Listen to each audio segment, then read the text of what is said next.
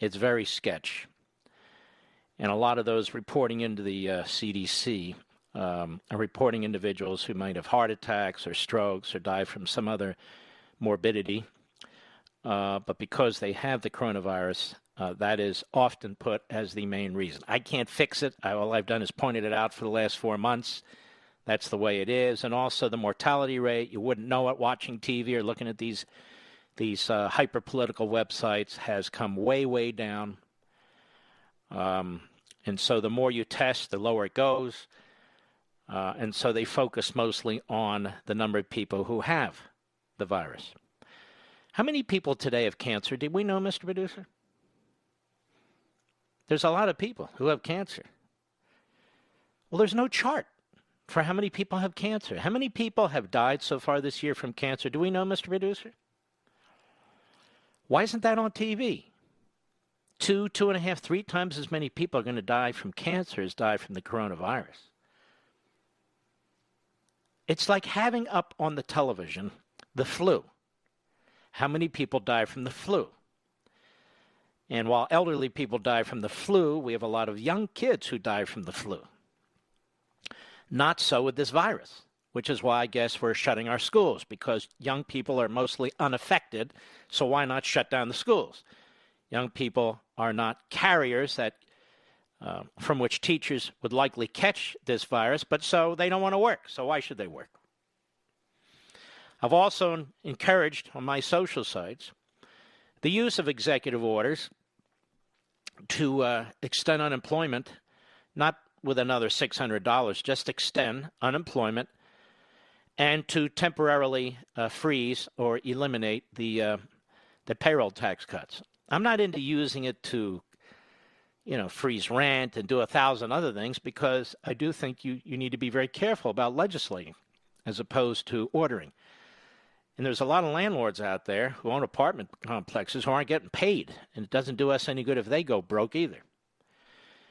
But certainly for dropping the payroll tax for a period of time, that's like 8% that'll be immediately in the pockets of people who are working, and 8% immediately in the pockets of businesses, particularly small businesses, and that allows them to invest more or maybe open or hire a few more people or bring back people who were laid off because they're not open and not making money. And we had pretty good numbers today. 1.8 million jobs created. The unemployment level is down to 10.2%. I remember when Jimmy Carter was president, and we didn't even have a virus at the time, and I think unemployment was like 10%. And the only virus that'll be worse for our economy than this pandemic will be the Joe Biden virus, because he'll destroy the economy. There's no question about that. And so people want to work. You can't keep Americans down forever. You can't close capitalism forever. In other words, liberty is like water. It'll find the gaps, it'll find the cracks, and it'll go for it. And the only thing that can destroy it is the Democrat Party, which doesn't believe in liberty. It believes in iron-fisted, centralized government. It's a funny thing. When they control the executive branch, they don't mind legislating from the executive branch like Obama did with DACA. When they don't control the executive branch and they control Congress, they want Congress to do all the governing. And so they attack a president and try and remove him from office. And when they don't control either of those, they go to the courts and the bureaucracy. So in other words, as I like to say, the Democrats want to control us whether they win elections or not. And they have created a governing system, extra-constitutional system, that they feel will ensure them power regardless of what happens.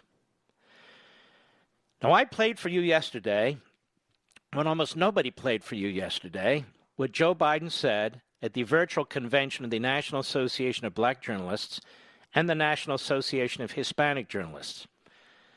Yesterday was Thursday. He made these comments late on Wednesday. And for some reason, people weren't covering this, even conservatives. I said, wait a minute. Wait a minute. This is, again, Joe Biden the racist, Joe Biden the bigot. And it's not a gaffe. He thinks these things. He says these things. You know, the day before, we was talking to a black guy who was a journalist who asked him about his competency, if he's taking a competency. He goes right for, I don't know, man. Come on, man. That's like me saying, before this interview, were you on cocaine? Are you a junkie? Now, why would you say that to a black guy? Because it's stereotypical. That's what's in this guy's head. And why would you say that the black community is not diverse? Why, all blacks come from one place? We have black people in this country from all over the world. The Caribbean, the Middle East, many different countries in Africa, in South and Central America, Cuba, and you can go on and on and on. Different ancestral cultural backgrounds. So, of course, there's diversity. But he feels with the Latinos, there's incredible diversity in that community. But this is what black people need to understand, whether you're an African American or a Caribbean American, wherever you're from. Joe Biden, when he speaks, this is what he believes. And he's not the only one. You know, I'm no fan of Malcolm X, but don't forget what Malcolm X said, and I paraphrase. It's the white liberals we have to worry about. Now, he hated whites, period, pretty much. And he would denounce conservative whites, too. But he said the white liberals will use us and abuse us and pretend they're with us. And it's not just white liberals. It's black liberals, too. The Obama administration didn't do anything significant for the black community. And yet here's Donald Trump. Here's Donald Trump. We can actually list the things he's done governmentally to try and assist minority communities in the inner cities, for which he gets no credit. This is a great failing in the black community and the black leadership that they don't acknowledge and embrace. When any public official, like a president of the United States who happens to be a Republican, takes steps that his predecessor, a black man, did not take and wouldn't fight for. Now, Joe Biden, I'm not going to keep going over the past. Maybe I will as we get close to the election, has said many, many racist things throughout his life. They're not mistakes. It's who he is. And I don't care that he ran with Barack Obama. I don't care that the Obamas endorsed. That's nothing. Forget about endorsements. Look, the religion for the left is the Democrat Party. It's secularism. That's what it is, whether it's Sharpton or the Obama. I don't care what black Americans back Biden. Just listen to Biden. Listen to what he says. I'm not talking about party politics. Oh, they're on that side, so I endorse them. Let's take a listen again. Cut one, go. And by the way, what you all know, but most people don't know, unlike the African-American community, with notable exceptions, the Latino community is an incredibly diverse community with incredibly different attitudes about different things. I mean, that is so over the top. It's utterly contemptible. Now, at ABC News, there's a woman called Mary Bruce. She's a reporter. ABC World News Tonight, yesterday. How did they cover this? Cut two, go. Biden's campaign insists he was not suggesting the black community is a monolith, but rather was referring to diversity of attitudes among Latinos when it comes to immigration. Late today, Biden tried to clarify. We can build a new administration that reflects the full diversity of our nation and the full diversity of the Latino communities.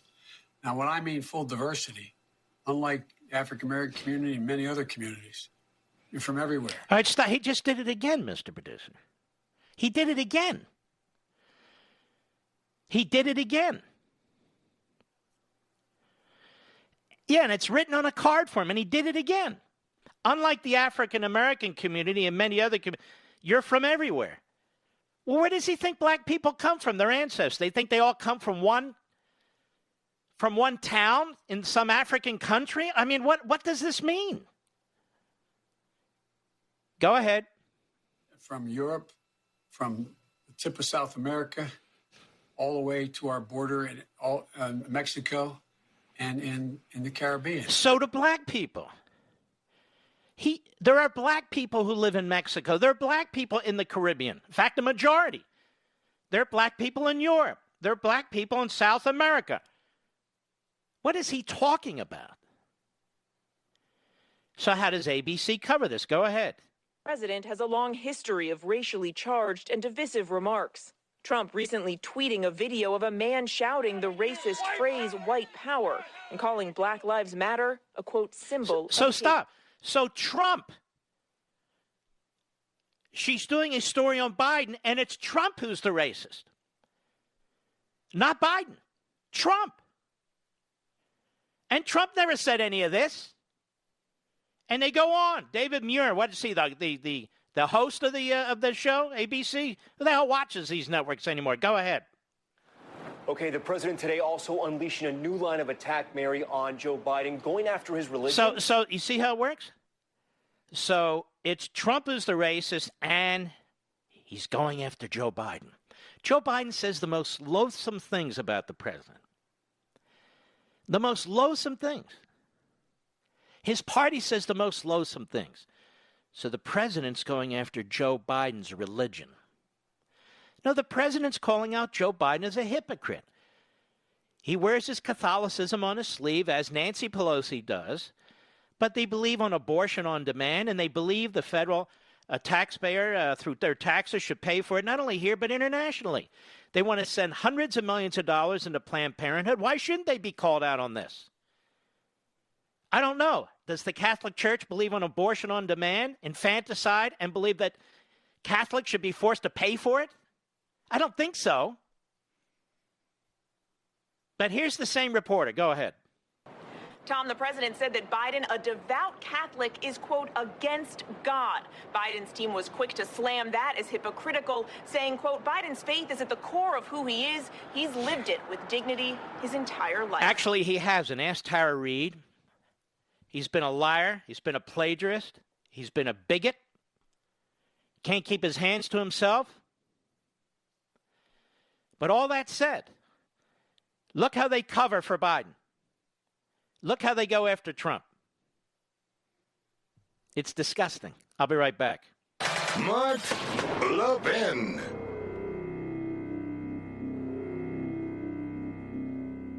Hillsdale College serves 4 purposes: learning, character, faith, and freedom. Education and faith thrive in freedom, and freedom requires an educated people, a people of good character, to preserve it. Hillsdale's been providing the education needed to preserve free government for 175 years. It continues to provide that education today, not only to its 1,500 undergraduate and graduate students, but nationwide through its online courses, its support of classical K-12 charter schools, and its other outreach efforts on behalf of liberty. Hillsdale's Articles of Association, dating back to 1844, commit the college to preserving the blessings of civil and religious liberty through the provision of sound learning. This learning includes the Constitution. It includes the laws of nature and nature's God. Hillsdale's motto is pursuing truth and defending liberty since 1844. And it'll continue to fight to live up to that motto, come what may. Learn more. Go to levinforhillsdale.com, Levin for Hillsdale.com.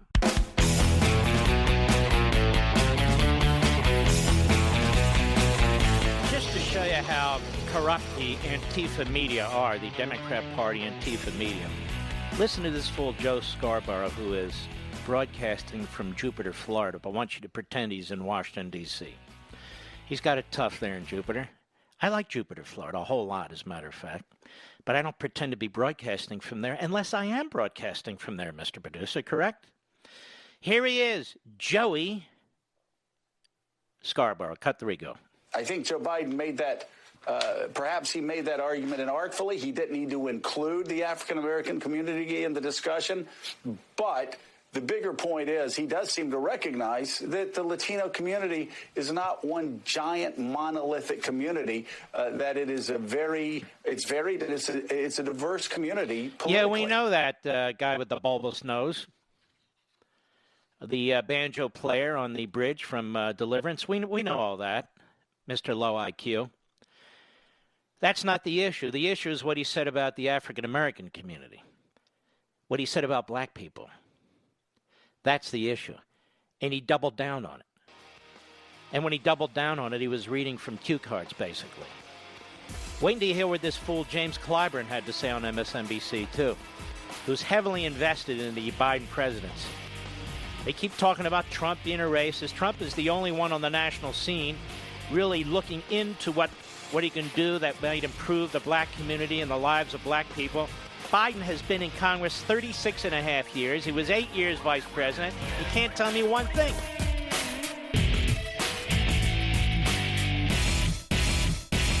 Hillsdale College serves 4 purposes: learning, character, faith, and freedom. Education and faith thrive in freedom, and freedom requires an educated people, a people of good character, to preserve it. Hillsdale's been providing the education needed to preserve free government for 175 years. It continues to provide that education today, not only to its 1,500 undergraduate and graduate students, but nationwide through its online courses, its support of classical K-12 charter schools, and its other outreach efforts on behalf of liberty. Hillsdale's Articles of Association, dating back to 1844, commit the college to preserving the blessings of civil and religious liberty through the provision of sound learning. This learning includes the Constitution. It includes the laws of nature and nature's God. Hillsdale's motto is pursuing truth and defending liberty since 1844. And it'll continue to fight to live up to that motto, come what may. Learn more. Go to Levin for Hillsdale.com, Levin for Hillsdale.com.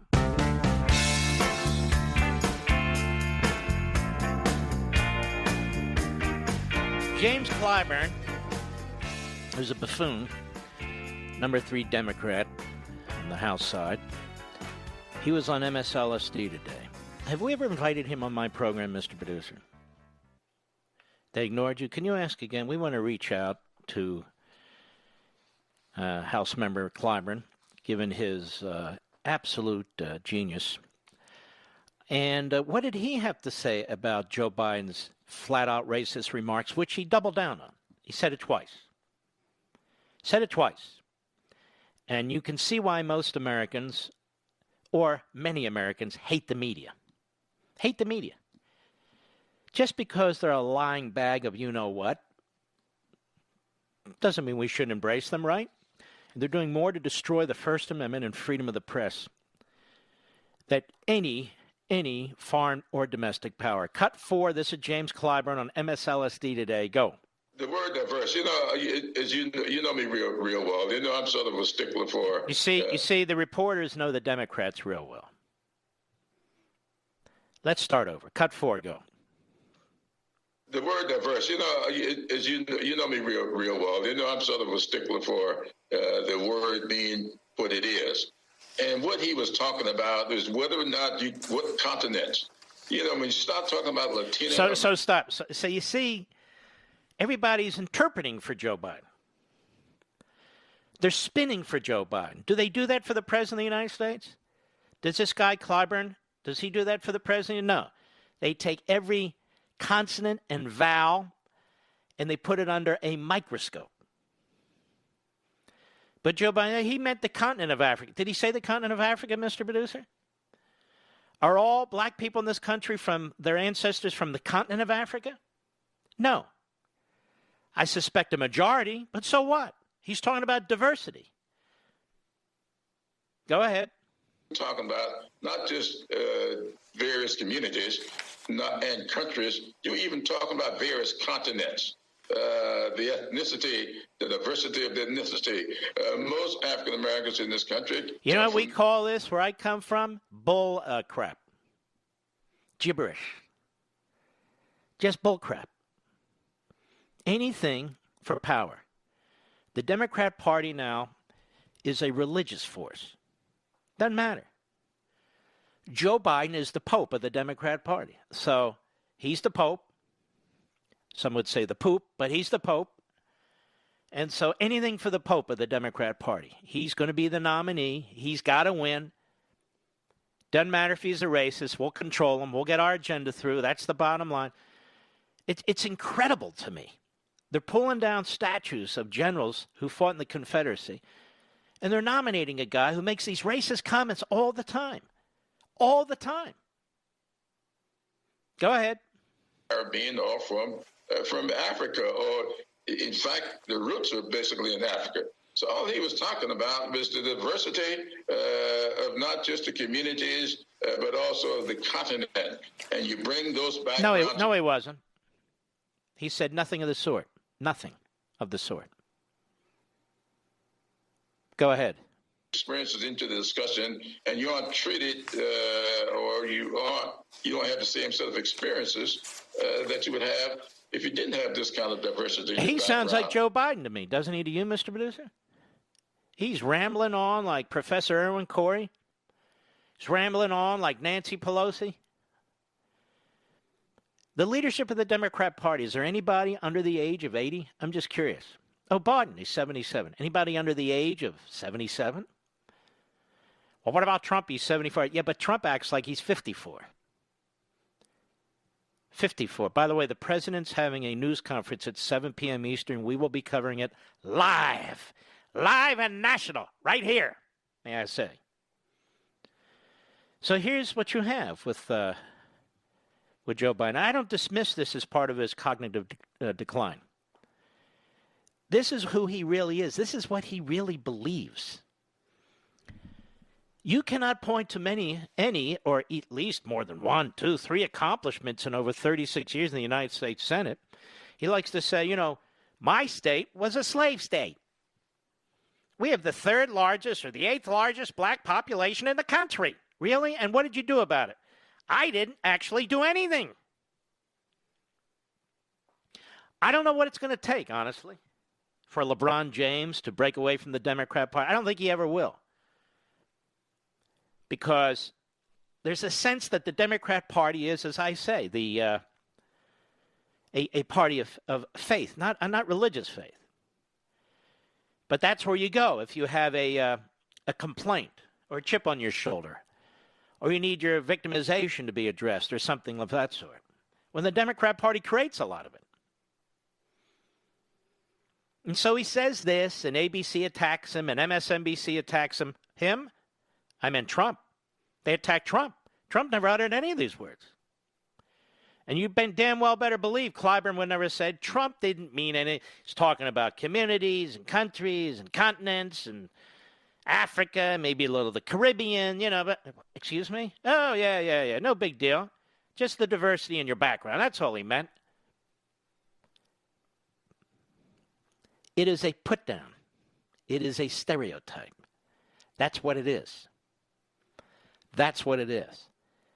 We have blacks who come into this country and brown people come into this country from all walks of life, from every corner of the planet.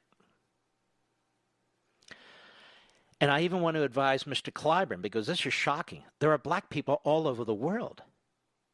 All over the world. And they were all over the world 250 years ago. Throughout our hemisphere. Forget about Africa. We've got black people in our hemisphere since before the United States was founded. So what's he talking about? Does he even know what he's talking about? Of course not. Anything in defense of Biden. Anything in defense of Biden. That's the way it works. All right, let's move on. Trust me, this will not be covered over the weekend. Pelosi, she won't be asked about this, so forth. Won't matter. The Sunday show you need to watch is my Sunday show. 8 p.m. Eastern. I'm going to have the Attorney General of the United States, Bill Barr, for the whole hour. For the whole hour. And guess what, Mr. Producer? I'm going to let him answer the question. I'm not going to reclaim my time. I'm going to let him speak. And boy, does he speak. Brilliantly. Brilliantly. Such a, as we like to say, those of us of the non-diverse Jewish community, he's such a mensch. Well, think about that. Is the Jewish community diverse? You better believe so. You take Orthodox Jews or Hasidic Jews, and then you look at these secular Jews. They have nothing in common. Nothing. Zero. Zero. Anyway, this RNC ad, what happened to Joe Biden, is very, very interesting. You have Joe Biden speaking coherently in 2008, and then they have him falling off the wagon. Cut 5, Mr. Producer, go. You ask anybody in there whether or not the economic and foreign policy of this administration has made them better off in the last 8 years. And In addition to that, we have to make sure that we are in a position that we can insure every single solitary kid.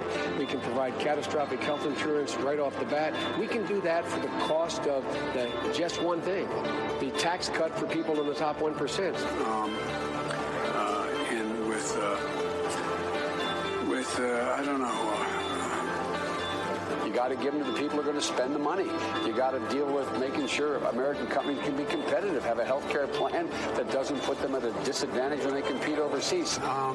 There's during World War II, where Roosevelt came up with a thing that was totally different than he called it Goes on. And so he's asked on August 5th, you'll remember, by Earl Barnett, have you taken a cognitive test? Cut 7, go. Have you taken a cognitive test? No, I haven't taken a test. Why the hell would I take a test? Because you're an idiot? But really, even early on, in 2009, we have Robin Williams. Man, was he a great talent. It's so sad what happened to him. He's my daughter Lauren's favorite actor and comedian. But boy, was he prescient about Joe Biden. This again, is in 2009, Mr. Producer? When Joe Biden's out there talking about Barack America and FDR when there was TV. Cut 8, go. We still have comedy, though. We still have great comedy out there. There's always rambling Joe Biden. What the Joe said that even people with Tourette's go, no. No. What is going on? Joe is like your uncle who's on a new drug and hasn't got the dosage right. I'm proud to work with Barack America. He's not a superhero, you idiot. Come here. When FDR was on television, there was no TV back then. Come here, Joe. Sit down. Well, he hasn't changed very much, has he? No, he hasn't. I'll be right back. Mark Levin.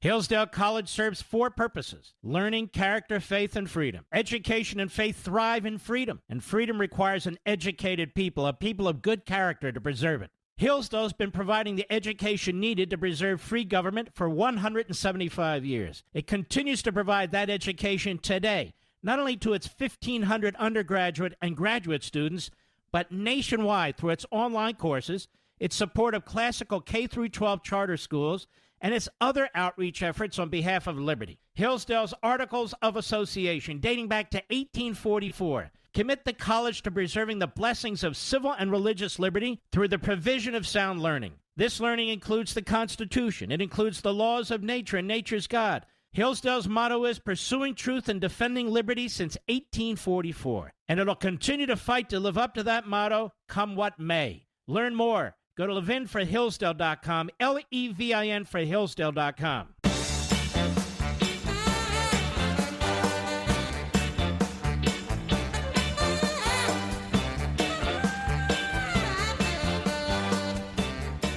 By the way, it's already started. Now it's in full steam ahead. TheHill.com, if I may. Coronavirus concerns emerge around debates.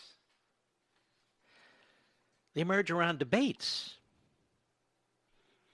To lower the risk of spreading COVID-19, health experts are advising changes, ranging from taking the events exclusively online to mandating that the participants wear masks, though at least one candidate is chomping at the bit to get to the debate stage. Citing an expected increase in early and mail-in voting, the Trump campaign had requested moving up the first of the 3 scheduled debates, or else scheduling more of them. But the Commission on Presidential Debates rejected the request on Thursday. I want you to think about something. With a Commission on Presidential Debates that doesn't want to increase the number of debates, it should be called the Commission on Limiting Presidential Debates. While more people will likely vote by mail in 2020, the debate schedules has been and will be highly publicized. Any voter who wishes to watch one or more debates before voting will be well aware of that opportunity. No, they won't. No, they won't. The debates from today are going to look at a lot different from yesterday, said Merlino, who, along with the commission or presidential debates, is working with a team of experts in preparation for next month's. And this guy, of course, is a professor from University of Notre Dame to Case Western University in Cleveland. And you're not going to see that today because we have to take into account precautions so that we can keep people safe. I am telling you, I've always been skeptical of this, and I hope I am wrong, that they are trying to figure out the best way to cover for Biden. Anywhere from no debates or something that is said to be a debate that isn't a debate, or to keep Biden in a bubble so people can hand him notes. Those men need to stand on the stage. They can be 20 feet apart. Nobody's going to catch anything from either of them. 20 feet apart. Just pretend they're working at Walmart or something. We don't need an audience. You can have a few questioners who are 20 feet back. And so there's social distancing. And in the case of Biden, Trump will be socialist distancing from Biden, given his background now. There's no excuse. There's no excuse. We better not accept any excuse. Because they're really trying to cover up Biden's racism, his incoherence, his incompetence. And I'm not one of those that thinks Biden won't be able to finish a sentence or two or three. He was able to during the Democrat debates. But I think when he's really going at it with Trump, that's when you'll see the decline, and you'll also see his weakness. Trump has gotten better since 2016. He's gotten better at debating. He's gotten better at honing in on issues. And Biden's gotten worse. And you can also see how they're positioning themselves by saying, we've already agreed to these 3 debates. It's the Trump people. Of course, they have to negotiate the specifics and the details of the debate. And apparently, they're having some difficulty doing that with Biden. So that's what's taking place there, just so you know. Now, Mr. Producer and America, Levinites out there, I don't believe the Attorney General has sat down with anybody for a full-hour interview. Do you, Mr. Producer? Anybody. 15 minutes, 20 minutes, maybe 30, a full hour. And we cover many, many issues. And I give him time to speak, as I always do, on Life, Liberty, and Levin. And he speaks brilliantly. Shouldn't that be news? Shouldn't newsrooms want to watch this? Not because I'm a journalist. And by the way, neither of them know. Circle environment. I think that's a proper way to put it. And so why isn't it promoted on newscasts? Even on my beloved Fox, why aren't they promoting it? I mean, it's promoted in little promotions and so forth, but I haven't heard a single host say, make sure you watch Life, Liberty, and Levin on Sunday with Attorney General Bill Barr. That's kind of weird, isn't it, Mr. Producer? It's really not weird in the least, is it? No, it's not weird in the least. Just the way it is. They'll try and pounce on something he says during the show, but they don't want you to watch it for yourself. It's like what they've done with Biden. This is why you hate the media. So my suggestion is, if you can't watch it live, DVR it, because I already did the interview, and I know he says things that are so compelling and so intelligent, including about those hearings that took place. They're not even hearings that took place. Sort of a Molotov cocktail event, Democrat Party style. You know, rather than throwing bottles of propane that are lit with socks, like Molotov did, instead we get the verbal Molotov cocktails thrown by the Democrats. It's incredible. But we cover a lot. We cover everything from the hearings to the violence to the police, his theory on what's going on in this country, the lockdowns, Michael Flynn case, of course, Durham. We cover a great deal, and he's able to speak his mind. Does a beautiful, beautiful job. So that's this Sunday, 8 p.m. Eastern time. Look, if I don't tell you, nobody's going to tell you. It's an amazing thing. I had the #1 show on Sunday on all of News Cable, all of it. And we'll have it again because of you, Patriots. I'll be right back. From the Westwood One Podcast Network. He's here. He's here.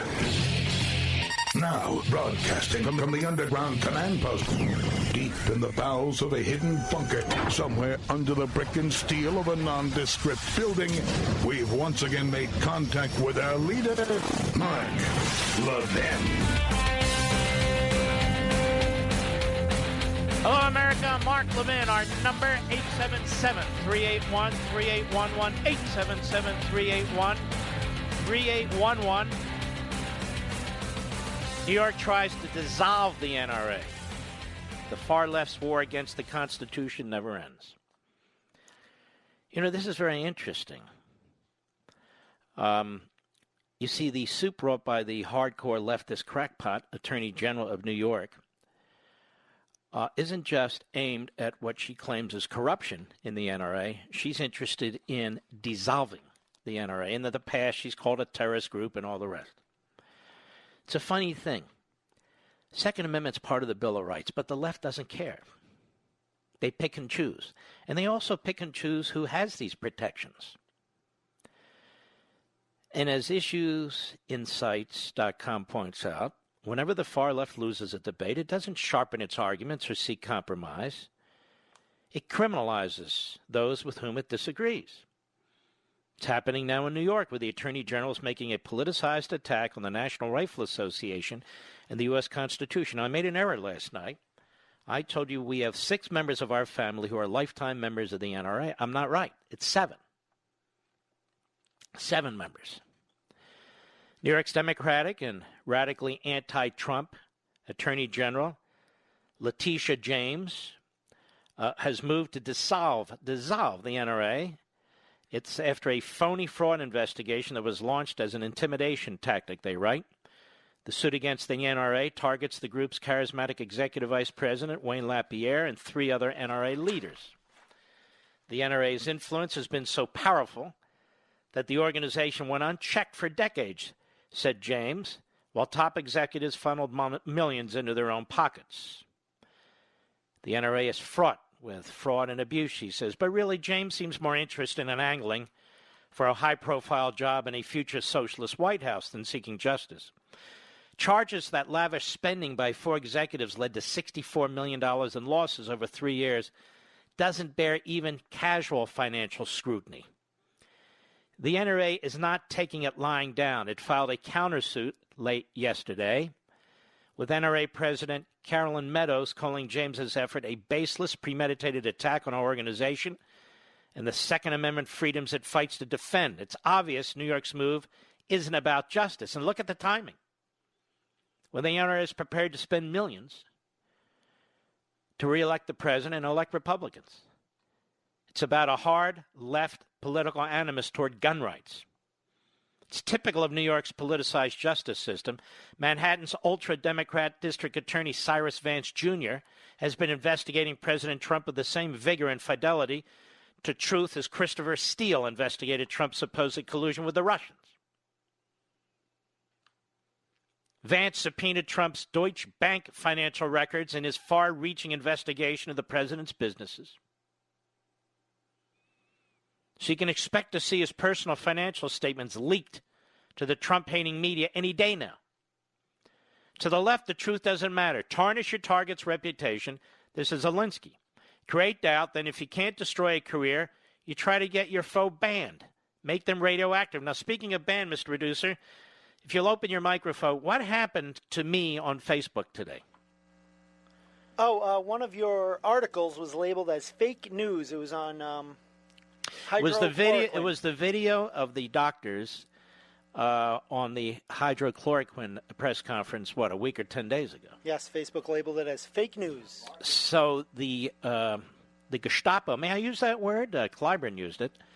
The Gestapo at Facebook marked it as fake news. Now, let me ask you a question, Mr. Producer. Not this Sunday, but next Sunday, I'm going to spend the entire Life, Liberty, and Levin, the entire hour, with experts on hydroxychloroquine. And Fox typically will put out a clip that's 8 minutes, 12 minutes or so. And I intend to put that on Twitter, Facebook, and Parler. It'll be upheld on Parler. What do you think will happen on Twitter? Will they ban me for life or something? They might. That could be an interesting lawsuit, couldn't it? I'll be posting it Sunday morning. We will be posting whatever I say following Sunday in that interview on all my social sites. Come what may. Come what may. And if they ban me, you can always follow us on Parler, but I'm going to punish them. Now, like a slot machine into which someone has patiently dropped coins, Soros's investment. Now, what does Soros have to do this? Well, radical leftists such as James, they aren't working alone. She was put in office with the help of billionaire socialist George Soros, who has spent millions of dollars on attorney general and prosecutor elections to radicalize America's grassroots justice system. Man, oh man, does he require a FBI anal exam. Now, like a slot machine into which someone has patiently dropped coins, Soros's investments are paying off. And not just in New York. He has spent millions to put extremist leftist lawyers in key positions. In California, in Virginia, I've got one here in our county. Missouri, you saw what happened in St. Louis and Chicago. In the case of the NRA, New York's James took advantage of an intense internal dispute within the gun rights organization to make her case. Ask yourself, if this organization was on the left of political spectrum, would it get the same treatment? Does Media Matters? Does Planned Parenthood? Do any of those leftist organizations get examined like that? Of course not.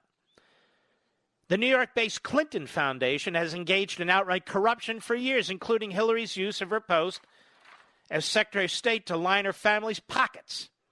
Yet apart from criticism by conservatives and the desertion of well-heeled contributors, after she lost in 2016, the Clinton Foundation has never suffered for its scores of breaches. Legal action against conservatives and Republican politicians is just the tip of the spear for Soros and the rest of the Democrat far left. They see the U.S. Constitution, especially the Bill of Rights, as an impediment to their grand plan to fundamentally transform America into a nation with no rights other than those left want you to have. No free speech, no freedom of religion, no right to defend yourself. Is that where you want to live, America? Because you'll get to make that decision on November 3rd. I've been asked some of my liberal friends, of which there are few, is that where you want to live? I asked some of my liberal friends who are in broadcasting, including sports broadcasting, is that where you want to live? I guess they don't believe it'll happen. Who knows? I think it can happen and it will happen. And I'm very, very concerned about it. We already see it. You know, they call it the cancel culture. I call it the destroy culture. It has nothing to do with, as I said, that's just too passive. I'm canceling my tickets to the opera. Have I ever been to the opera? My parents may have dragged me to the opera once. I don't think I've ever been to the opera. No, and I don't want to go. I'm sorry, I don't like it. Or the ballet. Oh, some of my family love this. I have no interest in going to the ballet. People dancing in tights on their toes. I've never understood this. And don't be offended, those of you who have kids who are taking ballet. I'm not opposed to you taking ballet. Although that might be the last thing to watch, Mr. Producer. Unless they paint a Black Lives Matter sign in the background or something. Maybe that's what we're left with, the ballet. Do you think? Anyway, the guys, how can I put this? The guys wearing the tights, Mr. Producer, isn't that a little pronounced? May I put it that way? Not my thing. I'm not trying to be rude. It's just not my thing. We'll be right back. Mark Levin.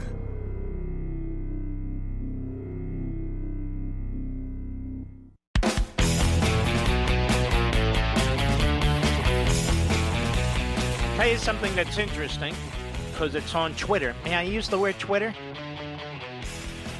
We have to come up with a new word with the name Twitter. I've got one, but it would be considered foul, and I'd be in trouble. I would change the I, Mr. Producer. You understand what I mean? But anyway, so the Attorney General of the United States, after my interview with him in an undisclosed location in the former Commonwealth of Virginia, as he was returning to his office late in the evening, he came across a Support the Blue rally. Support of the police. And he had his driver and his FBI agents turn around, drove to the pro-police rally, and got out of his car and shook their hands and thanked them. The Back the Blue rally. So we're going to post this. It's posted on Twitter by Kerry Kubik of the Department of Justice. She's fantastic. She's the communications director for the Department of Justice. And we want you to see this because he really is a patriot. And what he said to the FBI detail when they passed him, he said, "Can we make a quick U-turn? I want to jump out and thank those people." That's exactly what he does, exactly what he did, and we're going to post this. And he does this after I interviewed him for Life, Liberty, and Levin. Fantastic guy, I'm telling you. I've known him a long time. It's not like we kept up with each other, but I've known him a long time, and he's always been a straight-up guy. Solid as a rock. So that'll be fun for everybody to watch, I think. And another friend of mine actually did text me last night. I saw it today, or responded to it. The same thing. Said the Attorney General of the United States came to our Back the Blue rally because he was driving past it and saw it and asked them to make a U-turn. I wish I had seen it. I would have jumped out too, but I didn't see it. And so far, 1.5 million people have viewed this. 1.5 million people. It is great to see people who love this country, love our police, love our military, love our Constitution, love our history. It really is. It's great to see patriots out there because day in and day out, I have to deal with the opposite. The haters who are just depressing as hell. They really are. Here's a piece from, I guess it's the Wall Street Journal. Trump loses ground in suburbs, key to his path in several states. Apparently, many of these people who live in the suburbs are prepared to commit suicide, politically speaking, because their taxes are going to be massively increased. And the way of life is going to be dictated to them by the Department of HUD. And I did an entire show on this on Fox 2 weeks ago. And the great Ben Carson and the President of the United States, the great President of the United States, put an end to this. Put an end to this. This isn't about racial diversity. This is about economic Marxism. They've all but destroyed major parts of Westchester, New York, which was 40% minority and 60% white. And when they brought the suit there under the Obama administration, they didn't even allege racial discrimination or lack of diversity. They didn't even allege it. And the suburbs are actually more diverse now than the inner cities. In 2010, according to CBS News, in a report in 2016, as I've told you, CBS News reported that 35% of the suburbs now are populated by minorities. Obviously, some suburbs are higher, some suburbs are lower. But as a general matter, 35%. That's a significant increase over that 20-year period that preceded it. Now, that's 10 years ago. My own community is very diverse. And you don't have to go door to door, be a census taker to find out. Just go to the local grocery store. You'll see it. People get along great. They get along wonderfully. But they want to live in a community that's largely safe, where the schools are taken care of. And when you have these iron-fisted, one-party, left-wing mayors and city councils, in too many cases you don't find it. And that's why LeBron James doesn't send his kids to inner-city schools to go to school. That's why he doesn't live there. I don't care how much money he gives, that's my point. And he's not alone. It's why most of the people in the suburbs don't live there. But if people can find a way out, that's what's happening. It's only going to get worse because of the war on the cops. It's only going to get worse. The crime rate's through the roof. No human being, I don't care what your race is, your religion, your sexuality, none of that matters. No human being wants to be confronted with this day in and day out. And sadly, people are stuck in some of these places and they can't get the hell out. And so what's the left wing's answer? Let's make everybody's community miserable. Mobility is a big right in our country. It comes with freedom. Mobility. You can live wherever you want. You can move wherever you want. That's a good thing. So this story is Trump loses ground in suburbs key to his path in several states.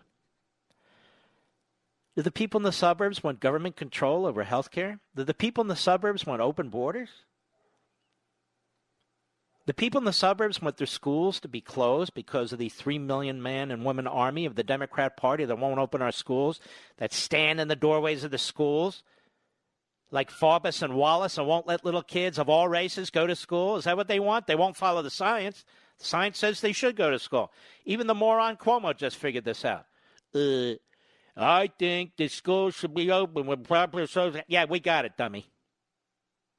We got it.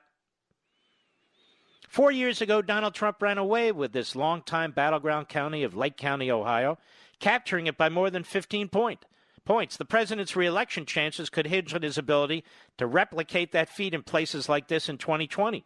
Big margins in Lake and similar blue-collar suburban counties in the Great Lakes region helped Mr. Trump flip several states and win the Electoral College.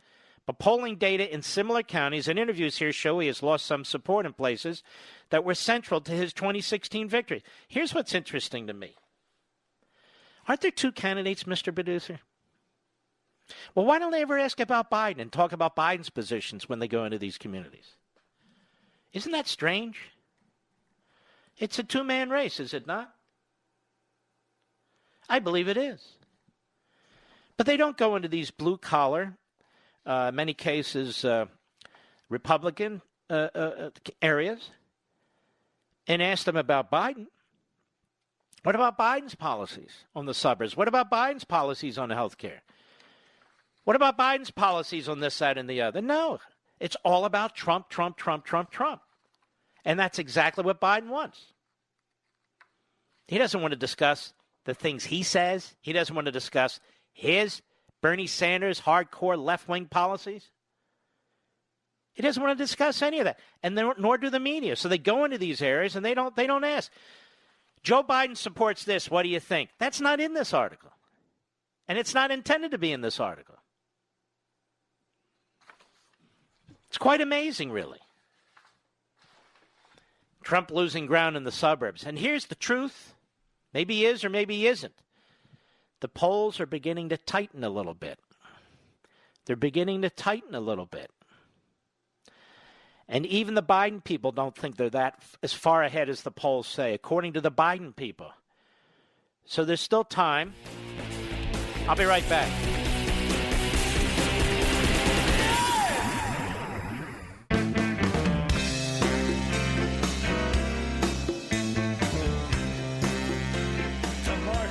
Levin Show, where we create the talking points. Call in now, 877-381-3811. Mr. Producer, have I become a fashion model at Fox? Now, I don't wear a tie when I do my interviews, unless it's with the president or something like that. So I go tieless.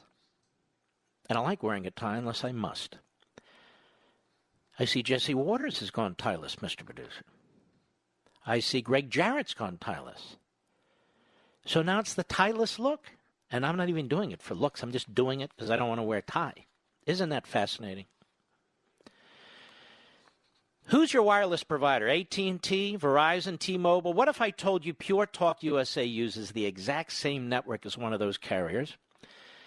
We're going to take a short break here. The President of the United States about to speak, and we'll get back to Pure Talk. Go ahead. A terrific Number of things and some very positive things to tell you tonight. I want to begin by giving an update on the economy. Economic health is vital to public health. That's why our strategy to kill the China virus is focused on protecting those at greatest risk while allowing younger and healthy Americans to safely return to work and safely return to school. Very important. We added 1.8 million new jobs in July, exceeding predictions for the third month in a row, and adding a total of over 9.3 million jobs since May. And I will say that the job growth that we've seen over the last 3 months, 9.3 million, is the single greatest three-month period of job creation in American history. That's big stuff. That's big news and great news. Over the past 3 months, the United States has surpassed market expectations by a total of 12 million new jobs. Over the last 3 months, the United States has added 623,000 manufacturing jobs. Remember, you'd need a magic wand to get manufacturing jobs. And we're getting them even in a pandemic, which is disappearing. It's going to disappear. And 639,000 brand new construction jobs. Over half of the new jobs are full-time jobs, and wages are up by 4.8%, which is terrific. Unemployment has fallen by nearly 30% since April. Think of that, 30% since April. Hispanic American unemployment has decreased by nearly 32%. Jobs held by African Americans, which were hit especially hard by the shutdowns, incredibly hard, increased by nearly 1 million over the past 3 months, and that's also a record. That's a job record. African American, 1 million, it's a job record. We must ensure that the progress continues. My administration has enacted over $3 trillion in historic relief since China allowed the virus to infect the world. So we've contributed $3 trillion. My administration continues to work in good faith to reach an agreement with Democrats in Congress that will extend unemployment benefits, provide protections against evictions. A terrible thing happens with evictions, not fair. It wasn't their fault that we were infected with this disease from China. And get relief to American families. Yet tragically, Nancy Pelosi and Chuck Schumer continue to insist on radical left-wing policies that have nothing to do with the China virus, nothing to do with it at all. So you have a virus that comes in, and you have people in Congress that don't want to help our people. If Democrats continue to hold this critical relief hostage, I will act under my authority as president to get Americans the relief they need. And what we're talking about is deferring the payroll tax for a period of months till the end of the year, and I could extend it at a certain period. Hopefully I will be here to do the job. We're going to do the job. We've been doing a job like nobody could. Nobody would, actually. And so we're going to have the payroll tax go till the end of the year, and it'll be retroactive to July 1st. So we're going to go back to July 1st, and it'll go to the end of the year, payroll tax. At the end of the year, it may be extended. We're going to enhance unemployment benefits through the end of the year. So unemployment benefits will be, that's a big one, will be brought out to the end of the year, and defer student loan payments and forgive interest until further notice. So students who are paying student loans, and in many cases they're not even allowed to go back into their colleges. Extend the eviction moratorium. We will be extending that so people aren't evicted, not their fault. We had a lengthy discussion this morning with President Macron of France concerning numerous subjects, but in particular the catastrophic event which took place in Beirut, Lebanon. Horrible, horrible event. At 3 p.m. this afternoon, I spoke with President Aoun of Lebanon to inform him that 3 large aircraft are on the way, and they're fully loaded. with medical supplies, food, water, and many other things. Lots of emergency equipment. Also, first responders, technicians, doctors, and nurses are on their way. This was an event like the world has not seen for a long time. Horrible event. We'll be having a conference call on Sunday with President Macron, leaders of Lebanon, and leaders from various parts of the world. Everyone wants to help. We spoke to a lot of people. They all want to help. The United States is with authorities on the ground right now in Lebanon to identify further health and humanitarian needs, and we will provide further assistance in the period to come. We're working very closely with their government and with their leaders. And on behalf of the United States, I want to extend our condolences to all of the families, a much larger number of families than anybody would have thought and than anybody at first thought.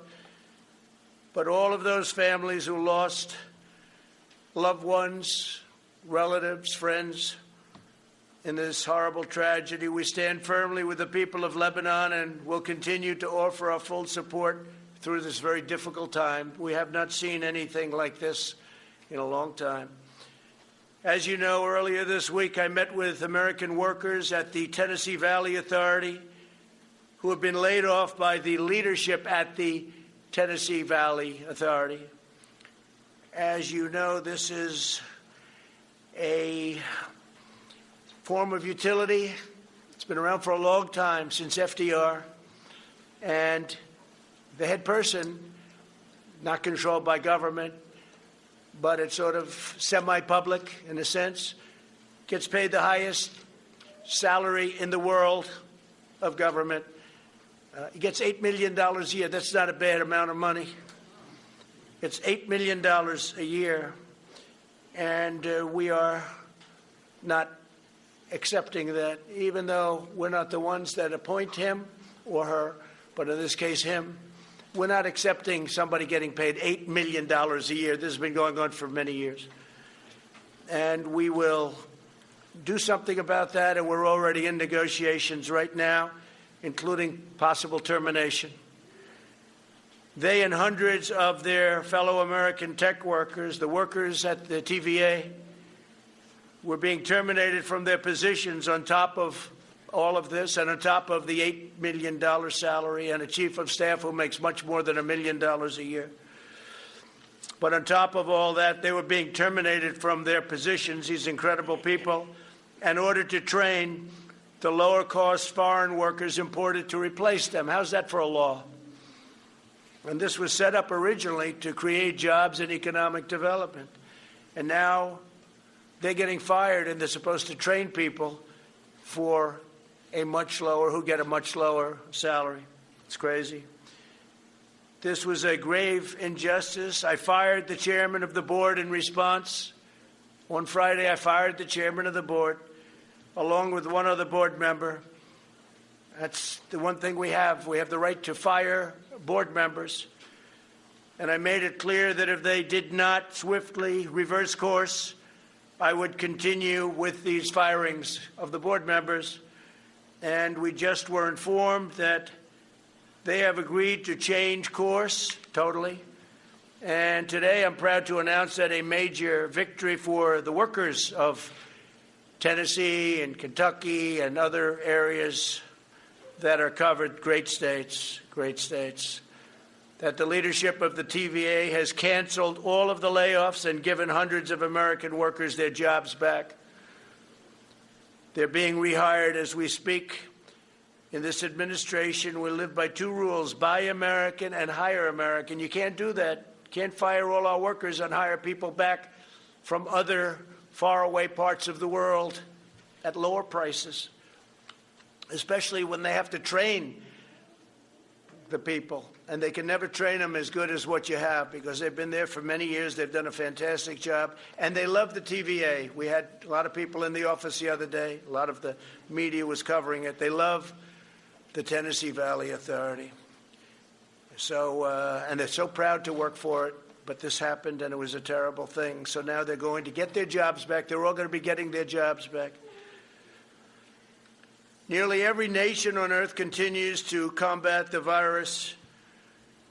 A number of countries are seeing a surge in new cases, including Japan, the Philippines, major parts of Europe. Cases continue to surge in Latin America. It's right now the most infected place anywhere in the world. They've more than doubled in recent days. Latin America is doing very little testing. They're not really equipped to do that. It's tough.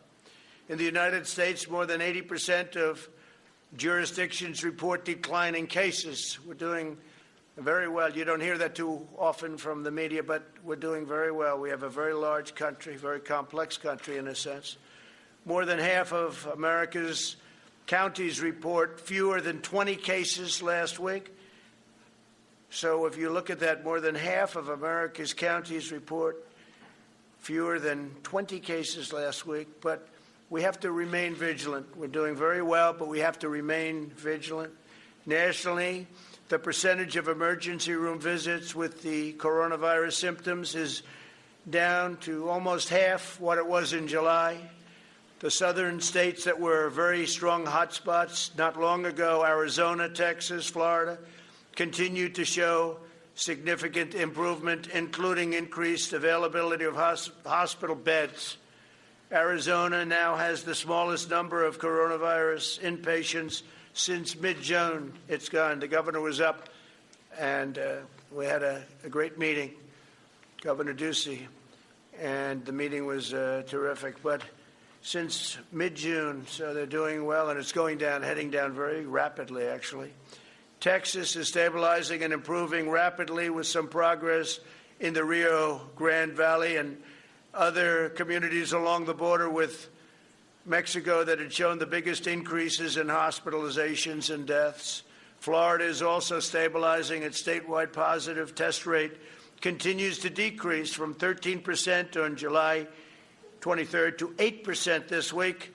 Florida's done very well.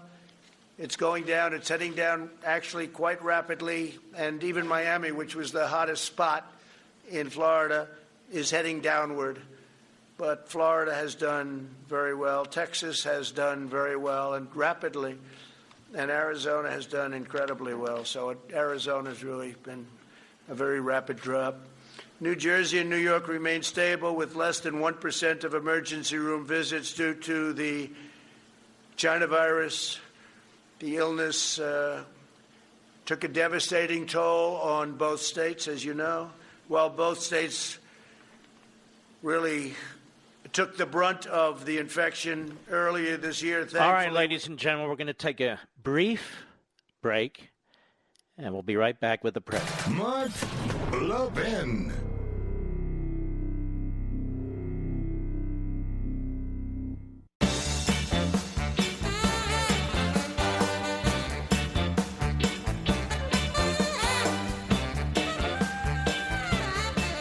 All right, Pure Talk USA. Who's your wireless provider? AT&T, Verizon, Mobile, T-Mobile? What if I told you Pure Talk USA uses the exact same network as those carriers? Same towers, same coverage, but literally costs you half? I know it sounds crazy. When I first heard about Pure Talk, I thought this has to be too good to be true. But listen what their customers are saying. Sarah from Abilene. The service is amazing. Love the price. The speed is quick. Eugene from Granbury. Since giving up AT&T, we really don't feel there's any difference in the level of service quality or accessibility. Now, folks, look at the reviews. People love Pure Talk USA. Why? No contract, no excessive fees. They're not ripping you off. Right now, enjoy unlimited talk, text, or 2 gigs of data, all for just $20 a month. The average person saving $400 a year on their wireless bill. So grab your mobile phone, dial pound 250 and say Mark Levin.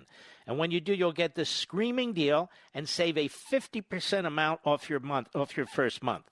Again, that's pound 250, pound 250, and say keyword Mark Levin. It's also been a challenging few months, and we've all had to make adjustments. One thing that remains unchanged is how much we depend on our cars, especially this time of year. Whether you're skipping the airport and hitting the road for summer vacation or you're commuting to work every day, you still rely on your car. Unfortunately, cars have more problems over the summer months. AC failure, broken cooling fans, time chain repairs, timing chains, power window motors are some of the most common issues. That's why you need to get Car Shield coverage before those summer breakdowns happen. Breakdowns are awful, but they're even worse when you have to pay the repair bill out of your pocket and then pay it yourself.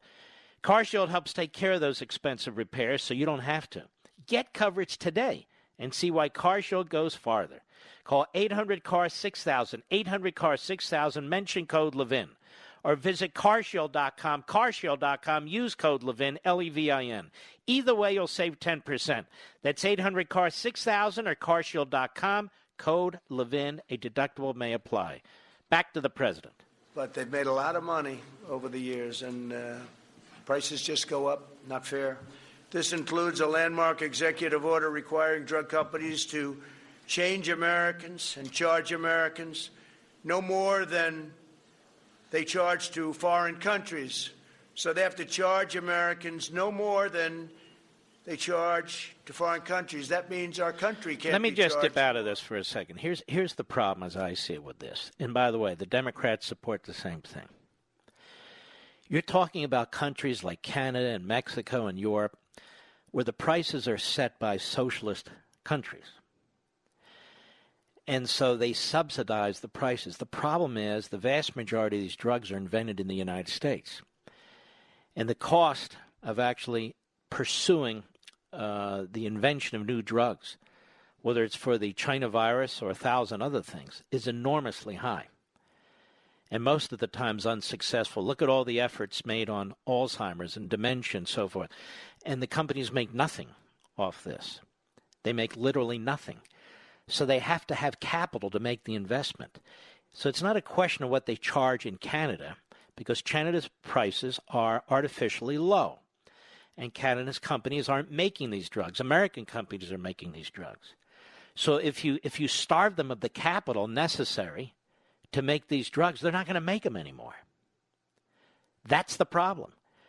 So you have people with all kinds of morbidities out there, people who are looking for drugs to deal with different types of cancers and advancement and diabetes and dementia and Alzheimer's and heart disease and on and on and on.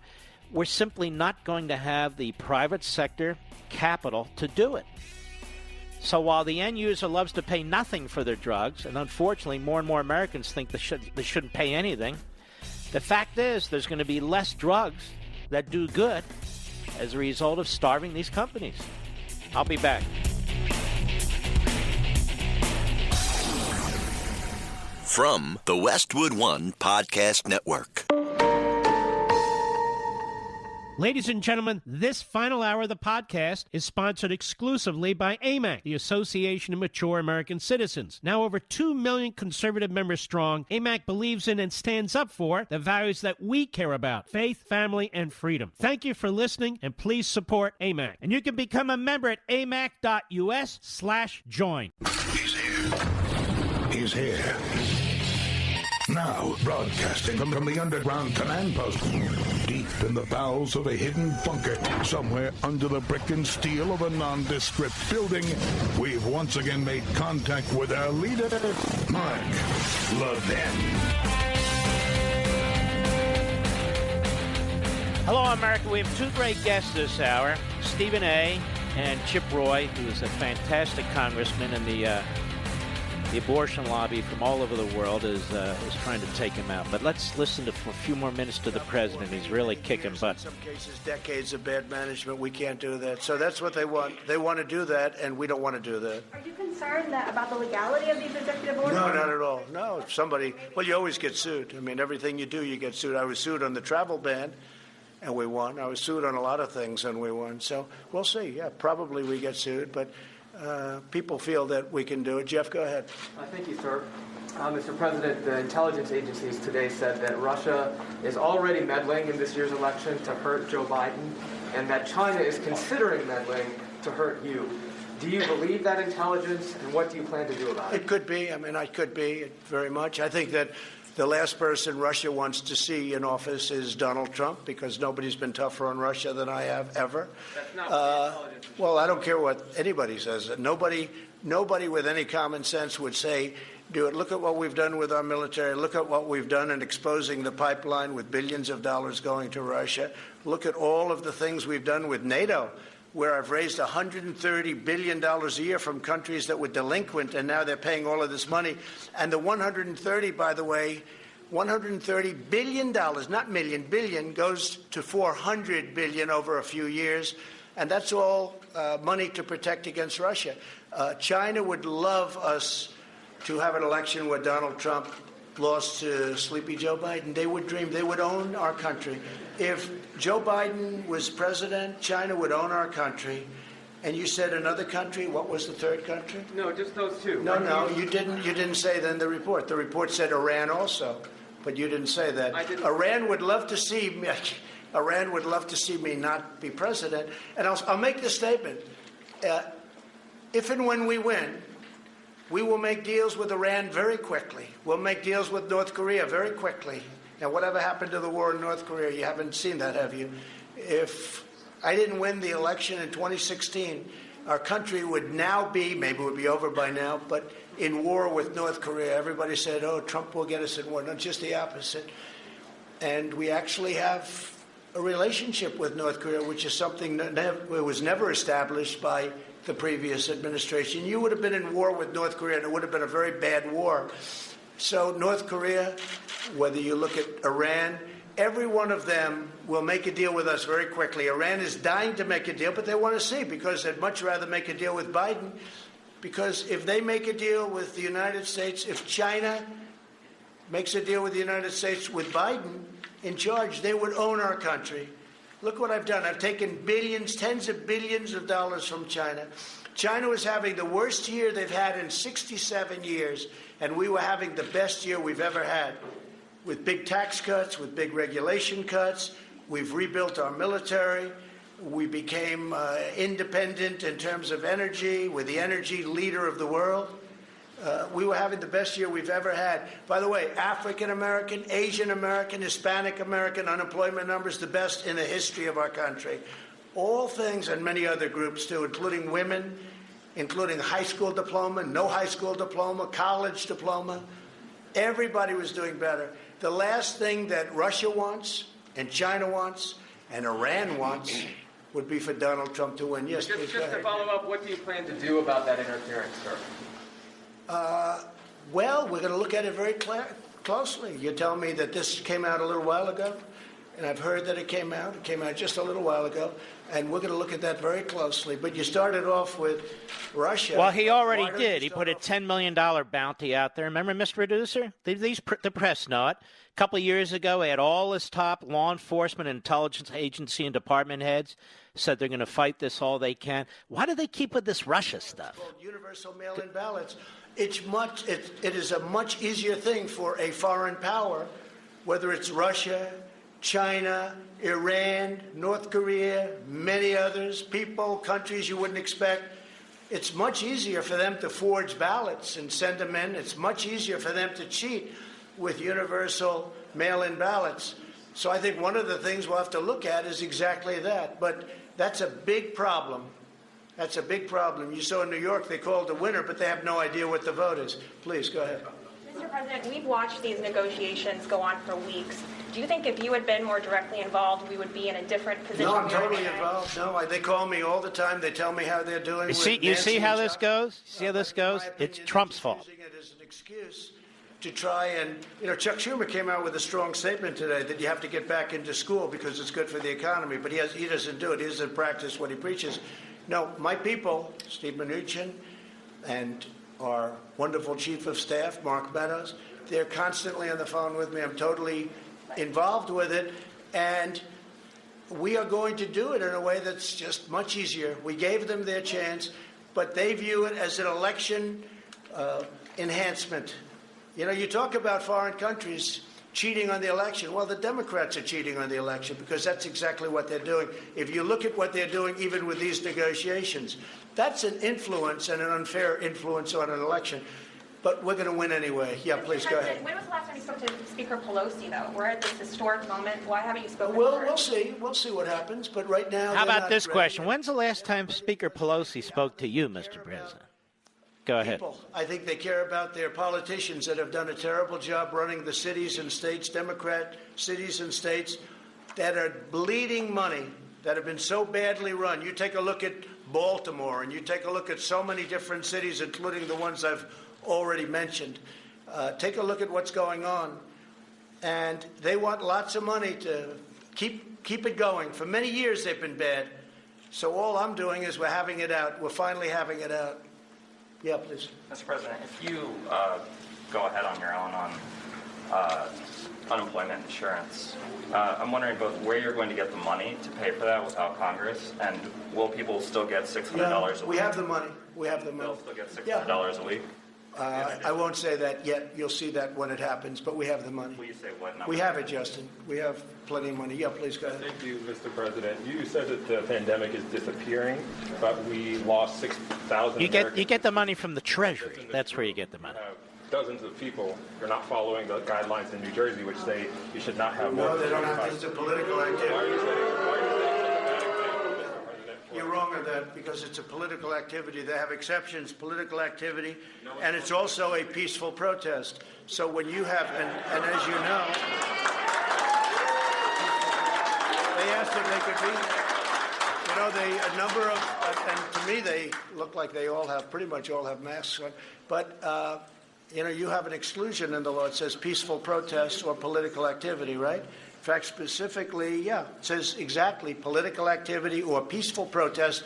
And you could call it political activity, but I'd call it peaceful protest because they heard you were coming up, and they know the news is fake. They understand it better than anybody. And they asked whether or not they can be here. Like the question about Russia. He doesn't mention Iran was in the report. He doesn't mention, or he mentions very late that China was in the report, because that's the way they are. They're not.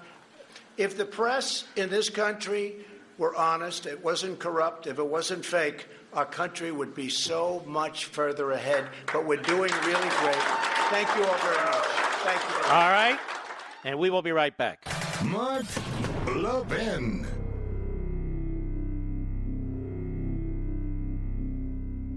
AMAC, the Association of Mature American Citizens, is one of the fastest growing organizations in America. Now over 2 million conservative members strong, and I'm one of them. AMAC believes in and stands up for the values that we constitutional conservatives care about. More than talk, AMAC fights. A full-time presence in Washington, AMAC pushes back against reckless spending, disasters like Medicare for All, and the expanding reach of the federal government. And beyond advocacy, joining AMAC gives you access to a wealth of benefits and discounts, including special member-only rates on car insurance, travel discounts, cell phone plans, and a hell of a lot more. And if that's not enough, you'll get AMAC's bi-monthly magazine, full of insightful articles on issues that matter to most of us, we conservatives. As I said, I'm an AMAC member, and you should be too. Join today at amac.us. That's AMAC.us.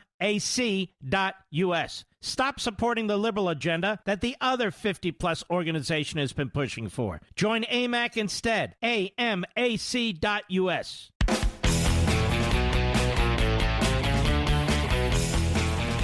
Stephen A. Smith, how are you, my friend? My brother, what's going on, man? How you doing? Nothing's going on. It's so boring out there. No. Well, life is what you make it. I mean, don't get me wrong. I mean, you wear your mask, you practice some social distancing and all of that stuff. But I got news for you. I never had problems with social distancing. It works for me. Me neither. I don't need everybody in my face anyway. I'm the same way. As a matter of fact, social distancing, and you know what else I do? Socialist distancing. What do you think of that? I don't know about that one. I'm a capitalist. I don't know about that one. You are a capitalist. You like to make money, don't you? Damn right I do. I ain't apologizing for that. And you like to keep your money, right? You work hard. You've seen me say this on national TV on many occasions. I'm a registered independent. That's true. I don't swing left or right, but I will tell you this. I'm a proud capitalist. I believe in making money. I can't stand the amount of taxes that I make. And one of the greatest moments of my life someday in the near future will be me moving out of states like New York and California. Terrible. So I don't have to pay those state income taxes. I ain't apologizing for that to anybody. I'm going to go to Florida. You want to go to Florida? I don't know. I think the bugs are too big in Florida. I mean, listen, I'm exploring. Listen, Tennessee, no state income. Hey, my kids live in Tennessee. They love it. That's right. In Tennessee, Nevada. I ain't going to Delaware. That's right outside of. You're serious about this? Oh, no, listen, I've looked into it for years. Trust you me, I'm in New York and California. Crazy. Because that's where the job has me. If the job allowed me to live, like I love Texas. I don't mind Dallas. I don't mind Houston. Okay, and I love Miami. Please don't get me wrong, but any state where you don't have to pay 11, 12, 13% state income tax, I'm good with it. Now wait a minute. You love Dallas. I don't think they love you. Don't you hate the Dallas Cowboys and something going on there? I hate Cowboy fans. I think they're the most disgusting, nauseating fan don't move in there. American history. Okay, but I love the city of Dallas. Yeah. I love the Dallas Mavericks. Why do you hate them? But just Cowboy fans. You know what? They can go 1-15, Mark, and they will literally the season ends on January 3rd at 7 p.m. By 7 p.m. after a 1-15 season, they'll go like this. You know we're gonna win the Super Bowl next year, right? This is what they do. They don't take a second to smell themselves and how stink they've been for the vast majority. Oh man, you're killing my Dallas audience here, man. I got a big. Well, you know what they'd say? Look, you were in Philly a long time. I'm from Philly. You know what they'd say about Philly fans? Well, that's Philly fans. Philly fans can be crazy, but hey, at least they've won recently. Number one. Passionate. Number two, I'm a native New Yorker. That's true. Number three, I'm a Pittsburgh Steelers fan. What's that all about? First football play I've ever seen was the immaculate reception by Franco Harris. That was amazing. That's right. That was the first amazing. Football play I ever saw. Yeah. And I've loved the Pittsburgh Steelers ever since. I'm a diehard Yankees fan. How about basketball? Nick, unfortunately, the New York. Oh my God, they sucked for so long. They are terrible, but I think they're going in the right direction. A guy by the name of Leon Rose is the new president of basketball operations. William Wesley is an executive under him, and I think that the people that they've hired, they're moving in a forward direction. If James Dolan could just stop being so petulant, ready to ban people from Madison Square Garden just because they chant for him to sell it. Well, there's nobody there anymore, so they don't have to ban him. Let me ask you this. There you go. Willis Reed, is he still around? Seriously, I don't know. You know what? Hey, listen, I don't know either. I haven't seen no. Man, was he great? He was only 6'10". He was unbelievable. Well, you talk about him. To me, it was Walt Clyde Frazier and Earl Monroe. Yeah. DeBuscher. I remember that whole team. That's right. You remember my team with Chamberlain and Clint Walker and Hal Greer and Bill Cunningham? You remember that? You're talking about Luke Jackson. That's right. That's what I was a kid. That's what I used to watch at the Spectrum. Well, listen, you talked about it. You said it best. The bottom line is, what did you say? You said Hal Greer. That's a name none of us should ever forget. I loved Hal Greer. Loved Hal Greer. God, was he good. And he was underrated, but not in Philly. They loved him in Philly. That's right. That is true. Let me ask you a question. Yes, sir. People watching sports is going down, isn't it? Well, I don't think so. I mean, I thought I read that somewhere. Listen. Let me tell you this. Folks are watching NBA basketball, okay, because the competition has been absolutely fantastic. It's been phenomenal. Baseball is a different story because it went from 162 games to just 60 games. Everybody's looking at it right now, and they're saying, what the hell is going on? That's fake. Fake season. Exactly. It's a fake season. And then when you've got the Miami Marlins, 17, 18 players on their team testing positive and stuff like that. And then you got games being postponed, and then everybody might not even end up playing the same amount of games. That delegitimizes the season. The NBA doesn't have that problem. These 8 regular season games have been riveting. The playoffs are going to begin August 17th. I won't watch it. I won't watch it. You know why I won't watch it. You're not going to watch it. Well, you're dogged in your beliefs, and I respect that. I don't always agree with you. But consistent, we call it. Consistent.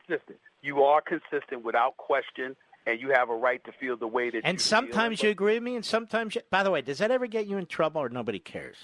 You know I don't give a damn if people... They know we're friends. Does that bother people at ESPN or anywhere? No, you know what? Actually, it doesn't, because one of the things... I remember one time I expressed this to them as well. Like I said, I listen to everybody.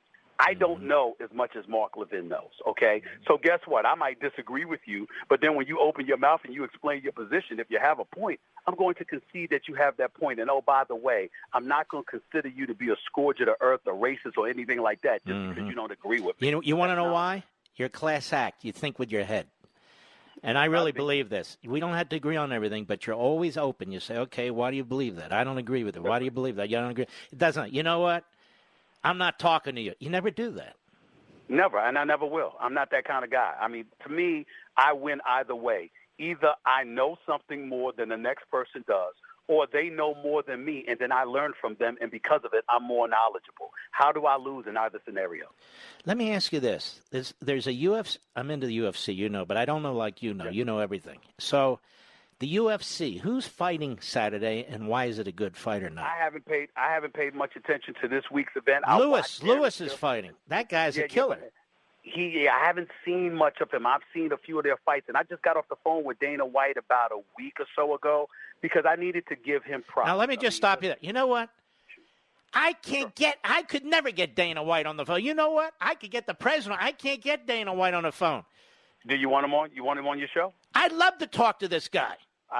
I'll get Dana White for you. He was on my show once. I think he said, "Who the hell is this?" You know, and then again, you know. Look, Dana White from day one, when this pandemic hit, he was determined to go on and on and on. He recognized the importance of implementing safety protocols, wearing your mask, engaging in social distancing and things of that nature, but he was dogged about the fact that the world could not stop. He said, it's the United States of America. Let's let's figure out a way to do it. And you agree with that, right? Absolutely. And his so do I. His sport was the first sport to really go back and get back in action. And I think that he set the stage for the other sports to follow suit. I give Dana White a lot of credit for what has been transpiring with us right now. He deserves an awful lot of credit for what he has done with the UFC. And they put on some tremendous, tremendous events over the last several months. And they're going to keep doing it, obviously. Guy wants to stay in business. He's not stopping. He's a capitalist, too. Yes, he is. Yes, he is. And that doesn't mean that you just lose your senses and you just ignore what's in the best interest of our society in terms of... No, I don't know of any capitalist who does, because it doesn't pay them to be stupid. That's right. But at the same time, one of the things that I've said on my show, First Take on ESPN, and I've said this religiously, let's stop acting like economics don't matter. The fact of the matter is that if you're not working, if you're not doing anything, if an economy is not open, essentially what you're asking people is to stay at home and wait to be taken care of. And literally, I've run across people who have echoed, well, that's the government's job. And my response is, that's not reality. That's not how this world works. You are not going to sit at home and watch your quality of life disintegrate before your very eyes and do absolutely positively nothing. At some point in time, you are going to go out and you're going to take risk. Unfortunately, you shouldn't have to. You shouldn't want to. But in the end, you have to do what you have to do because that's the world that we live in. We have to accept that, engage in safety measures to the best of our abilities, and march on forward. Otherwise, society as we know it will disintegrate before our very eyes. It's very simple to me. You know, you are Mr. ESPN. I don't know what the hell they do without you because you're the only show I watch. No offense to everyone else. I don't care about the rest. Stephen A. Smith, thank you, my friend. Have a great weekend, okay? You do the same. All right, God bless. We'll be right back.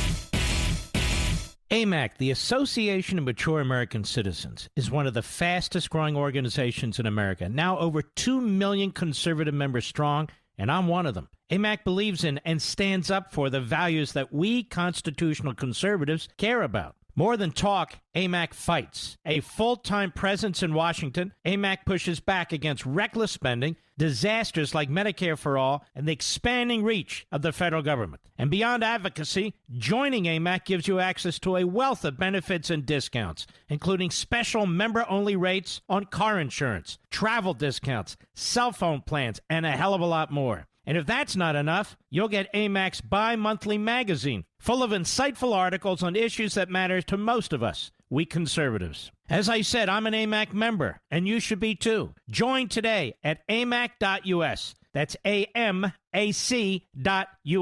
Stop supporting the liberal agenda that the other 50-plus organization has been pushing for. Join AMAC instead. AMAC.us.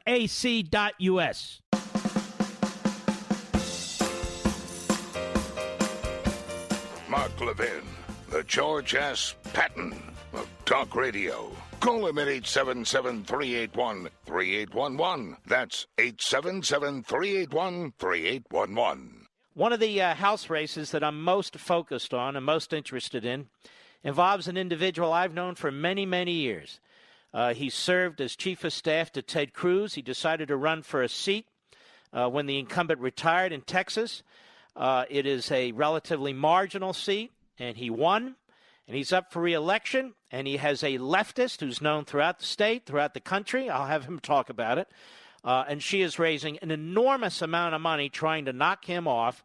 And he's one of the great young conservative voices in the U.S. House of Representatives. Chip Roy, how are you, my friend? I'm doing great, Mark. Thanks for having me on. You're a great friend, and say hello to your wonderful family. You know, today happens to be my birthday. Happy birthday.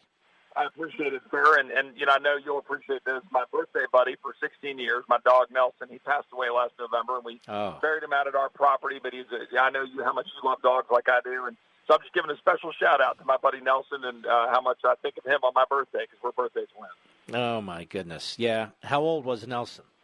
He was 16. He had a great life. He was blessed, and we were blessed to have him. And, you know, but every time my birthday for the rest of my life, I'll think of my little buddy that I used to carry around with me everywhere in my Jeep and driving around. And so, you know, I know you share a passion for it's very tough. Chip, tell everybody who you're running against and how she's raising her money and what's going on in your district. Well, I appreciate it. I drew the straw running against Wendy Davis, which I'm happy to do because it couldn't be more Wendy Davis. Everybody knows Wendy Davis. Go ahead. Everybody knows Wendy Davis. She ran against Governor Abbott in 2014, fairly infamous for donning pink tennis shoes on the floor of the Texas Senate because she was standing up for third trimester abortion, that is, abortion all the way to birth, and was very proud of that. She's also notorious for having stood on the steps of the Texas Capitol wearing a unmentionable hat of a female body part. That's the kind of woman I'm running against, and she's a notorious liberal, right? She hasn't been able to bring herself to stand with police officers during all of this civil unrest that is endangering our streets and looting and costing people their lives. She hasn't been able to call out Antifa. She'll be right there, side by side with Nancy Pelosi, wanting to take your gun rights away, wanting to destroy the energy industry. She is an open leftist who is would advance that agenda and go side by side with Nancy to advance the swamp, when I am a proven conservative that knows that this race this fall is to stand up with America, stand up for America. That's what we need to do, and that's what this race is about, is being willing to stand up for America proudly, unapologetically. And I think it's going to be clear this fall, but she's raising a lot of money because the Act Blue leftists, they believe they can flip Texas, and they're sending a lot of money her way. We've raised a good amount, but she's got $1 million advantage. So we're working hard and getting our message out, but we need all the support we can get. And but I think the distinctions couldn't be more clear. And by the way, what is your site if people want to help? ChipRoy.com. That's ChipRoy.com. And look, they've got Act Blue. And by the way, let me just say this. Wendy, you're welcome to come on my program. I'd be more than happy to interview you. Go ahead, Chip. I would love that. I would be delighted for Wendy Davis to come onto your program because, you know, they've got Act Blue and they've got all their leftists that go on and they want to trash America. They want to endanger our streets. They want to challenge our police officers. Look, I'm a former federal prosecutor. My grandfather was the chief of police of a small Texas town. He passed away from cancer when my dad had polio and was age 7. His wife, my grandmother, was a single mom in West Texas. She didn't go look for handouts. She worked hard, raised my dad. He's still walking today. I saw him this afternoon. And I'm blessed, and I believe in the American dream. I believe in and you're a cancer survivor, too. I am. In fact, had my diagnosis 9 years ago this week, and was blessed to get through that and fight, and I promised that I would save this republic for my kids and grandkids. And, you know, if you've got even just I know you've got millions of listeners. If just 210,000 of them right now went to ChipRoy.com and gave me $1, that's $210,000 of advertisement in San Antonio or Austin. If they gave me $10, that's $2.1 million. That's the power of conservative voices, and that's the opposite of the swamp. We don't want to go to the swamp in D.C. looking for dollars. We want the grassroots who love America to stand up strong against people like Wendy Davis. Look, this is pretty clear. I'm for safe communities and standing with cops. She's not. I'm for small businesses. She's for the Marxists who want to drive our lives through corporate boards. I'm for life. She's for third trimester abortions. I'm for abundant Texas energy, driving CO2 levels down. She wants to end all of that alongside Joe Biden.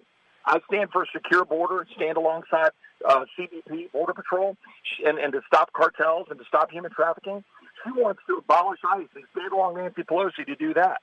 I stand with the president. She's against that.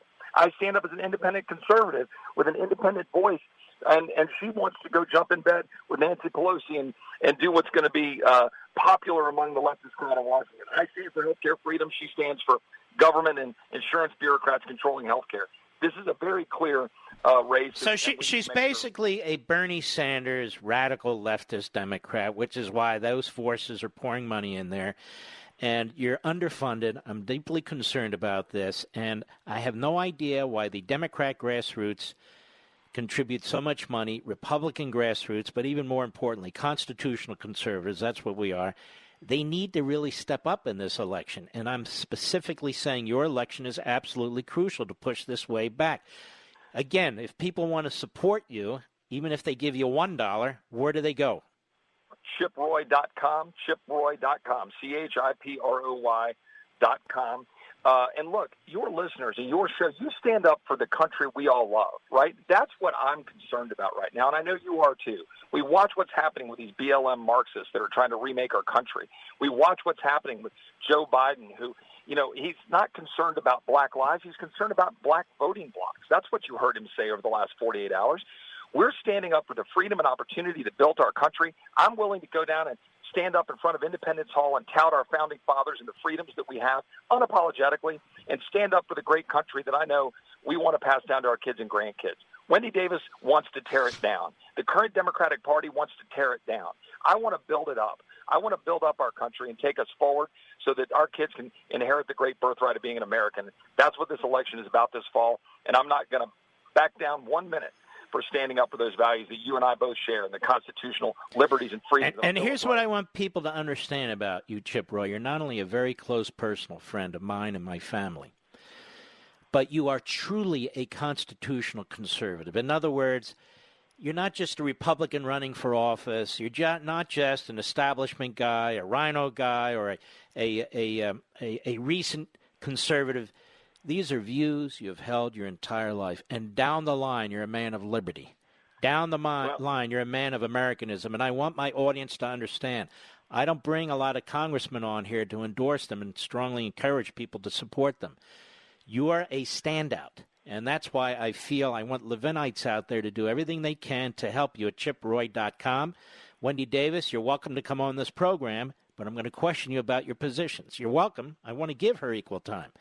But she won't, because the libs never do. They cower. Go ahead. Well, all I was going to say is thank you for that. That means a lot. I have dedicated my life to this. When I got through cancer, I've been in public service after having been in the private sector as well, and I thought I was going to go back to the private sector. The good Lord gave me more time on this planet, and I promised myself that I would do everything I could to save this country for my kids and grandkids. And this election is the most important election of my lifetime, and if we show up at the polls and if we do our job, we'll beat them.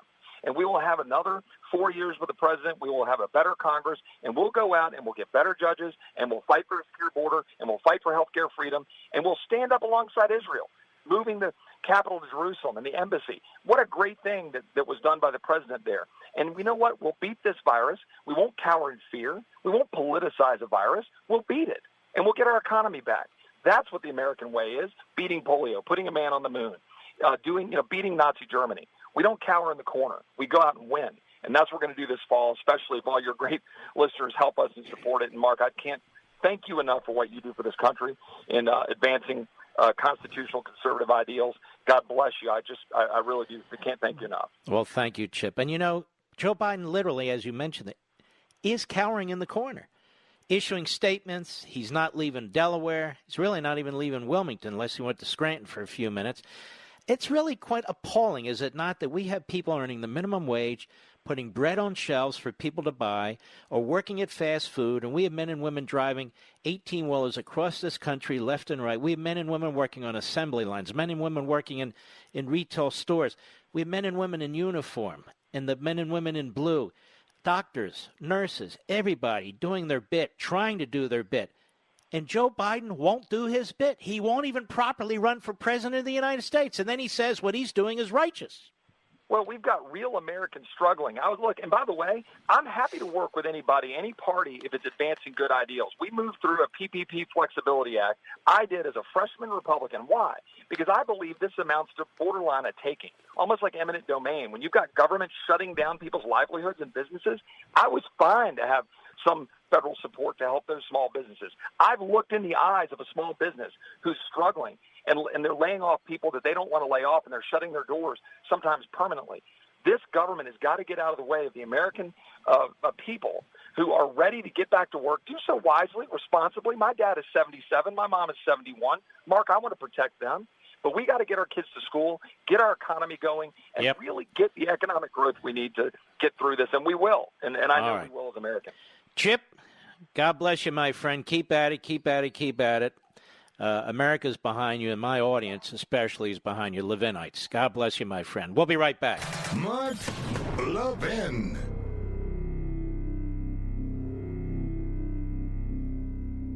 AMAC, the Association of Mature American Citizens, is one of the fastest-growing organizations in America. Now over 2 million conservative members strong, and I'm one of them. AMAC believes in and stands up for the values that we constitutional conservatives care about. More than talk, AMAC fights. A full-time presence in Washington, AMAC pushes back against reckless spending, disasters like Medicare for All, and the expanding reach of the federal government. And beyond advocacy, joining AMAC gives you access to a wealth of benefits and discounts, including special member-only rates on car insurance, travel discounts, cell phone plans, and a hell of a lot more. And if that's not enough, you'll get AMAC's bi-monthly magazine, full of insightful articles on issues that matter to most of us, we conservatives. As I said, I'm an AMAC member, and you should be too. Join today at amac.us. That's AMAC.us. Stop supporting the liberal agenda that the other 50-plus organization has been pushing for. Join AMAC instead. AMAC.us.